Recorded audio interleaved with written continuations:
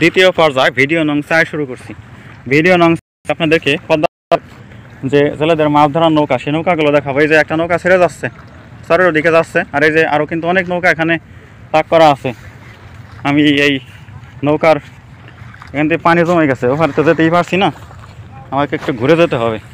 ভয়ও লাগছে, কারণ হলো এইসব এরিয়ায় তো রাসেল ভাইপার সাপ, এমনই পরিবেশে কোথায় যে নিশ্চুপ হয়ে মুখ বুজে পড়ে আছে কে জানে, কে বলতে পারে।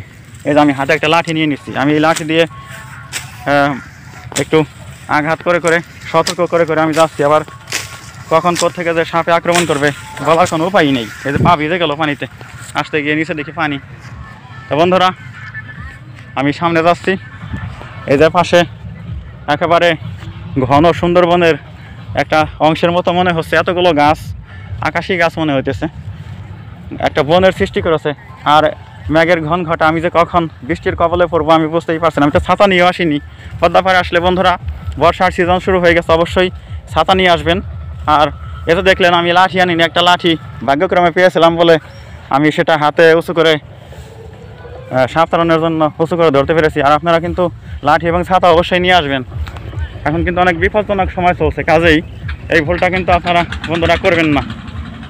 দেখুন, এই যে আমি একটু পরেই হয়তো বৃষ্টির কবলে পড়তে পারি, তখন যে আমার কী হবে আমি নিজেই বুঝতে পারছি না। আমার মোবাইলটা রাখা হবে কীভাবে, আমি তো সেই চিন্তাই করছি। বন্ধুরাই দেখুন, বাঁধা গরু ঘাস খাচ্ছে, ঘাস খেয়ে খেয়ে ঘাসগুলোকে ছোটো করে দিচ্ছে। গরুর সামনে দিয়ে আমি যাচ্ছি, আবার হামলা করে বসে কিনা, হামলা করবে না। এই যে সামনে যাচ্ছি, একেবারে সেই নদীর পার বরাবর হাঁটছি আমি। এখানে যে তিল ফসল, তিলের উৎপাদন ভালো হয়নি, কিছুটা হয়েছে আর কি। তিল ছাড়া ছাড়া দু একটা তিল আমি দেখতে পাচ্ছি। এই যে শুকনোতে নৌকা উঠিয়ে রাখা হয়েছে কোনো কারণবশত। ঝড় আসলে কিন্তু একেবারে এই নৌকাগুলো মানে নাচন করে পানি তো উপরে উপচে পড়বে, হয়তো নৌকাও নদীর তীরে শুকনো জায়গা, এখন যেখানে শুকনো সেখানে নৌকা চলে আসবে ঝড়ের বেগে। ওই যে একটা টাওয়ার দেখতে পাচ্ছি, মোবাইলের টাওয়ার, ভিতরে হলো জনাকীর্ণ জনপথ। ওই যে আমি একটু জুম করে দেখাচ্ছি, ওই যে দেখুন টাওয়ারটা আমি আপনাদেরকে দেখালাম, রং করা সুন্দর একটা টাওয়ার। তবে এবার আমি এখন আবার সামনের দিকে অগ্রসর হচ্ছি। দেখি সামনে কি সৌন্দর্য আপনাদেরকে আমি দেখাতে পারি। যে পন্টুন মেশিন, পন্টুনের উপরে মেশিন ড্রাম দিয়ে তৈরি করা হয়েছে। তারপরে আমি সামনে যাচ্ছি, মাছ মারার বিভিন্ন কর্মযজ্ঞ এখানে। আমাকে দ্রুত হাঁটতে হবে, আকাশটা আরও অনেক কালো হয়ে গেছে, অনেক কালো হয়ে গেছে। জানি না এখন যে কী পরিস্থিতি হবে, আমার কিন্তু ভয় লাগছে। যে ঢোলকমলের ফুলের পাশ দিয়ে যে জেলেদের নৌকার সই, ওই যে সামনে একটা শামিয়ানা দেখতে পাচ্ছি, সম্ভবত জেলের শামিয়ানা, জেলে নৌকার উপরে শামিয়ানা। আর ওই পাশে অনেক ফুল ফুটে আছে বন্ধুরা, ওই যে আমি দেখাতে পারছি না, ঝিঙ্গে ফুল হতে পারে, ঝিঙ্গে, ধুন্দল, এই জাতীয় বড় বড় একটু বড় ফুল। এই যে জেলেরা কিন্তু নৌকা মেরামত করতেছে। আর এই যে গহব্বর গুহা, এই যে ডান পাশে যে মাটির নিচে কৃত্রিম গুহা, ছোট রাসেল ভাইপার থাকতে পারে ওর মধ্যে। এই যে জেলেরা বড় নৌকা, জেলের নৌকা। আর এই পাশে এই যে বস্তাগুলোর উপর দিয়ে উপচে পড়ছে পানি কীভাবে, একটা বড় নৌকা। এই যে বন্ধুরা দেখতে পাচ্ছেন, আমি সামনেই যাচ্ছি। আমি এই ঘাট থেকে, আন্দারমানিক উপজেলা প্রশাসনের ঘাট থেকে হাঁটছি। আমি যাব হলো সামনে আন্দারমানিকের সেই ভাসমান হোটেলের ওই ঘাটে।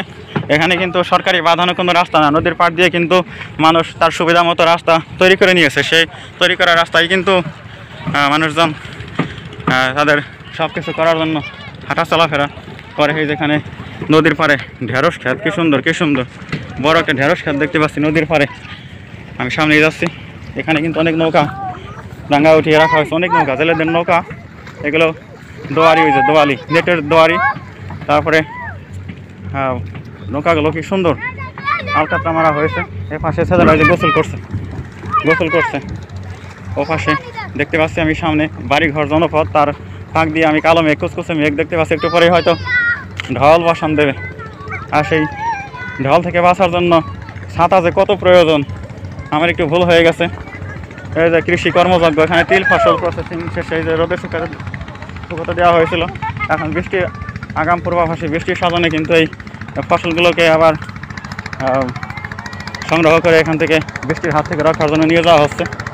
ওই যে ওইদিকে কিন্তু রাস্তা, ওইদিকে একটু ভালো রাস্তা দেখতে পাচ্ছি। বাড়ির সামনে দিয়ে। আর আমি হাঁটছি হলো একেবারে পদ্মার পার বরাবর। একটা ইঞ্জিন চালিত নৌকা আমি দেখতে পাচ্ছি, আর ওই পাশে একটা কার্গো অনেক দূরে পুরাতন চরের সাইড দিয়ে যে নদীর অংশ, সেখান দিয়ে কিন্তু আমি একটা কার্গো দেখতে পাচ্ছি যাচ্ছে, মাল বোঝাই লঞ্চ আর কি হলো। এই পাশে এই যে কি সুন্দর বাঁশঝাড়, কলা গাছ, সনবাতা, সব কিছু মিলিয়ে এক স্বপ্নের পুরী, এক স্বপ্নের জগৎ। মানুষের জীবন নানা কর্মযজ্ঞের ছকে বাঁধা, কর্মব্যস্ত প্রত্যেকটি মানুষ এখানে খেটে খাচ্ছে জীবন জীবিকার স্বার্থে, সংসার চালানোর তাগিদে। এই যে ভাইয়েরা কিন্তু ঘাসের বোঝা নিয়ে যাচ্ছে, গবাদি পশু ওনারা পালন করে থাকে, ওদেরকে খেতে দেবে। ওই যে আমি দেখাচ্ছি আকাশের অবস্থা আরও কালো হয়ে গেছে, কখন যে ঢেলে পড়ে বৃষ্টি জানি না। আমি এই আঁকা বাঁকা ভাঙা পথেই একলা চলছি, একলা চলেছি আমি, একলা একলা চলেছি আমি, একলা দুপুরের ভর বেলায় আমি একলা চলেছি, একলা চলেছি তো চলেছি একলা।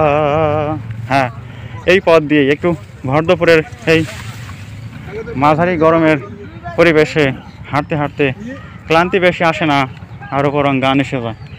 এই তো আমি একটু পরেই সেই আমাদের কাঙ্ক্ষিত সেই ঘাটে আমি পৌঁছে যাব। বন্ধুরা, আমাদের এই ভিডিওতে ন্যাচারাল সিনারি যে আপনারা দেখছেন পদ্মা পাড়ে আষাঢ় মাসের এই প্রথম সপ্তাহে কেমন লাগছে অবশ্যই কমেন্ট করবেন, জানাবেন, লাইক করবেন।